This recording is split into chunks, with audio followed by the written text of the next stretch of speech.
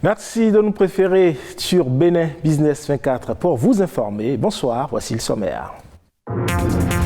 Avec 90% des populations de gros poissons déjà épuisées et 50% des récifs coralliens détruits, les océans sont de plus en plus sous une menace sans précédent du fait de l'action humaine. Ce 8 juin, Journée mondiale des océans, l'appel est à la revitalisation. Et les candidats au brevet d'études du premier cycle BEPC se préparent déjà à l'examen prévu pour se tenir lundi prochain. C'est l'heure des révisions dans la plupart des collèges. Une équipe de la rédaction a effectué une descente dans un collège de la place. Et enfin, on va s'intéresser à la ménopause, cette période de la vie d'une femme marquée par l'arrêt de l'ovulation et la disparition des règles. Entre bouffées de chaleur, fatigue, on lève le voile sur cette étape importante de la vie d'une femme.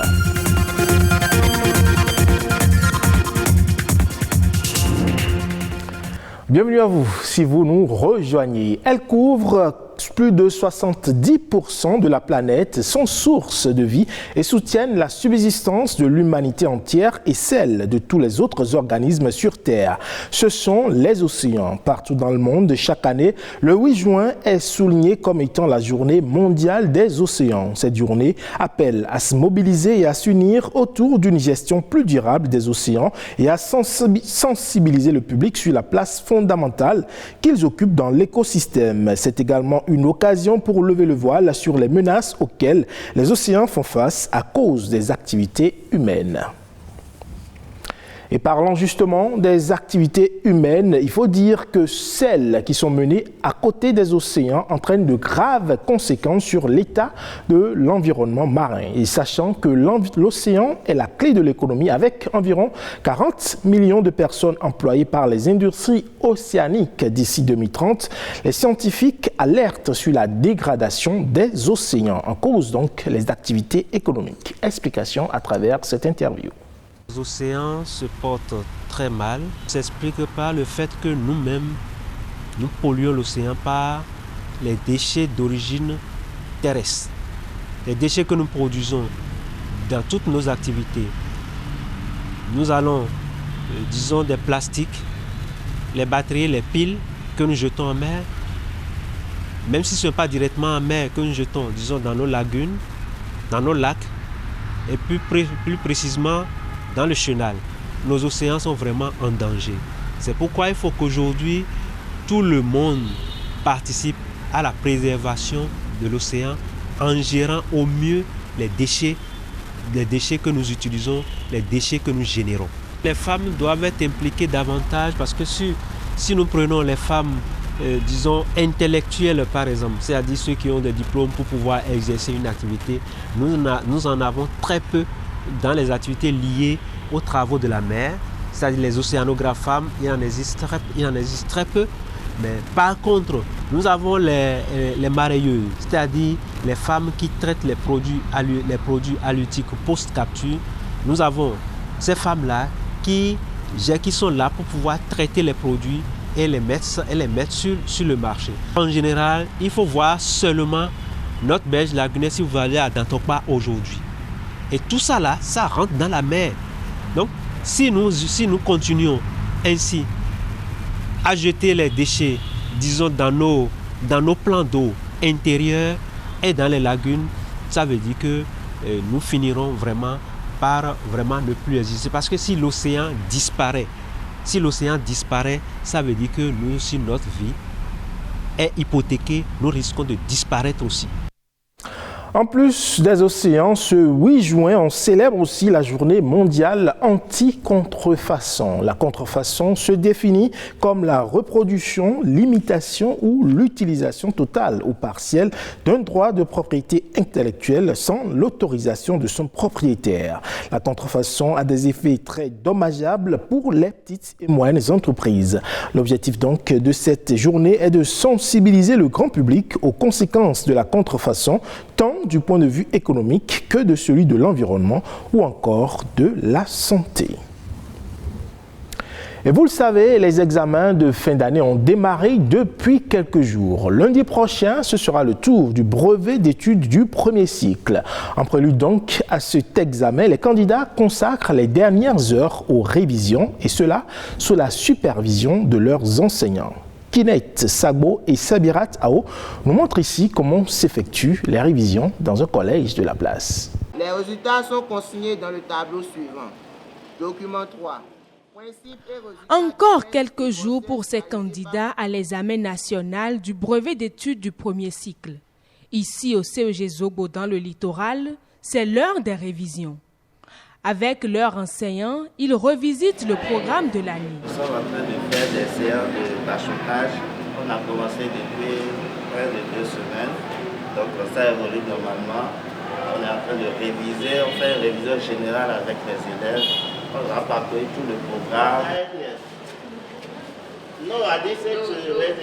À l'issue de ces travaux de révision, les élèves espèrent voir l'une de ces épreuves sortir à l'examen. Je prépare un examen à travers les révisions de bachotage qui nous aident, mais notre objectif et notre souhait, c'est d'avoir l'une des épreuves sorties, l'une des bachotages que nous sommes en train de faire. En cette période de révision, l'accompagnement des parents est indispensable. Ce parent d'élève nous explique ici comment il s'y prend avec son fils qui est aussi candidat. Je lui dis de tout faire pour réussir parce que j'attends beaucoup de lui. Il n'est pas question de se stresser. Ils ont déjà tout, les professeurs ont déjà tout fait. Il n'est pas question de s'alarmer. Et j'essaie de lui prendre des répétiteurs à la maison. J'essaie de les suivre. Je lui donne également ce qu'il faut pour sa nutrition. Et même depuis plus d'1 mois, j'ai augmenté ce que je lui donne pour le petit déjeuner, histoire pour qu'il mange bien à l'école. Malheureusement, tous les candidats ne bénéficient pas d'un tel soutien. Pratiquement, je joue le rôle de ces parents-là. Non jeunes pour prier pour eux. Mais ils ne comprennent jamais ça. Donc je supplie les parents d'élèves, il faut qu'ils nous accompagnent. Même pour quelques jours, les quelques jours qui restent, ils peuvent encore rattraper ce rôle-là qu'ils sont délaissés. L'effort est donc commun pour garantir la réussite à cet examen. On parle à présent de ce phénomène naturel marqué par la disparition des règles chez les femmes, ce que l'on appelle communément la ménopause. Elle survient généralement autour de 50 ans, une expérience propre à chaque femme qui s'accompagne fréquemment de divers symptômes qui peuvent affecter la qualité de vie de la femme. On s'intéresse donc à la ménopause ainsi qu'à ses impacts avec Amandine Anyambosu. Phénomène naturel chez la femme, elle demeure leur plus grande peur.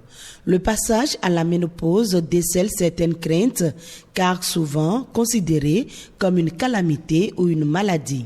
La ménopause, c'est une étape de vieillissement physiologique dans la vie de la femme. Et cette étape est caractérisée par un ensemble de modifications, de changements que la femme aura à constater sur son organisme. Elle intervient chez les femmes dont l'âge est compris entre 45 et 55 ans. L'arrêt de production d'oestrogènes et de progestérone s'accompagne de symptômes que l'on appelle troubles du climatério. Ces symptômes sont variables d'une femme à une autre. Les symptômes les plus courants que nous avons régulièrement comme motif de consultation, il y a des épisodes de transpiration excessive qui s'alternent avec les bouffées de chaleur. Il y a la nervosité, le stress qui augmente.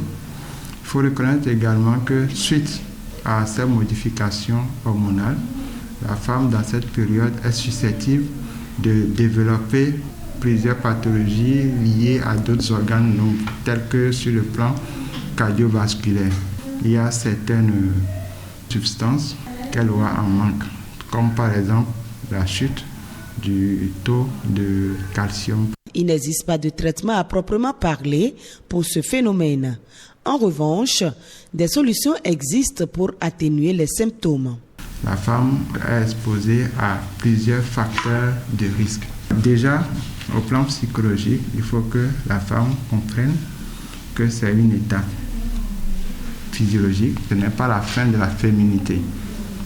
toutes les modifications que la femme constate en cette période, on peut, quand elle est bien encadrée, on peut retarder la survenue de ces modifications-là, que ce soit par des soins d'entretien, que ce soit par des médicaments, que ce soit par des exercices physiques pour l'entretien corporel.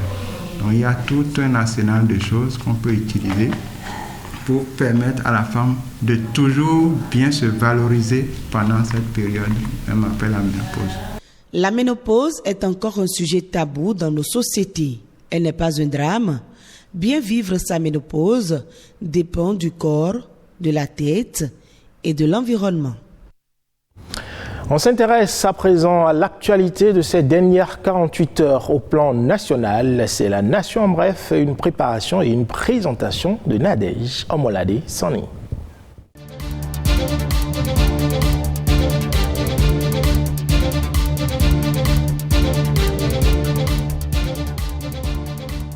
Seuls les achats directs de gasoil auprès du dépôt pétrolier du Bénin ou ceux sous-entendus par une autorisation d'achat seront désormais admis en déduction du résultat fiscal. C'est une décision prise par le gouvernement et rendue publique par la Direction générale des impôts à travers un communiqué du directeur général des impôts en date du 1er juin 2022. Ce rappel à l'ordre du directeur général des impôts s'adresse aux entreprises et fait partie des conditions à remplir pour bénéficier de la subvention du prix du gasoil octroyée par le gouvernement.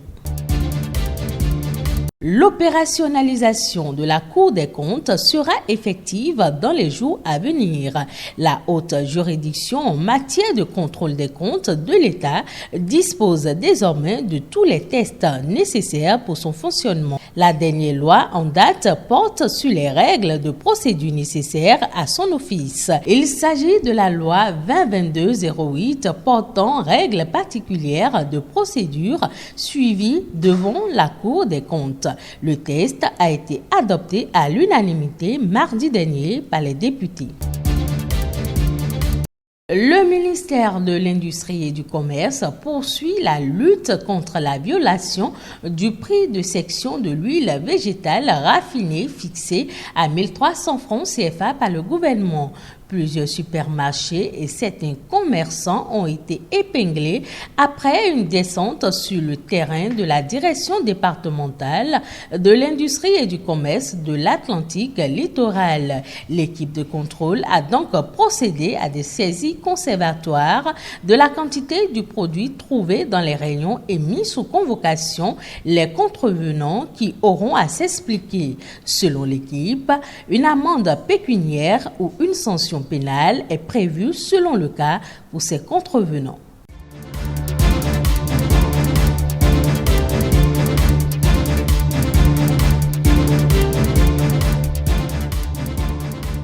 Et c'est tout pour ce 19h45 que vous pouvez retrouver sur le site de l'ORTB, le www.ortb.bj, ainsi que sur toutes nos plateformes digitales. Portez-vous bien et à demain.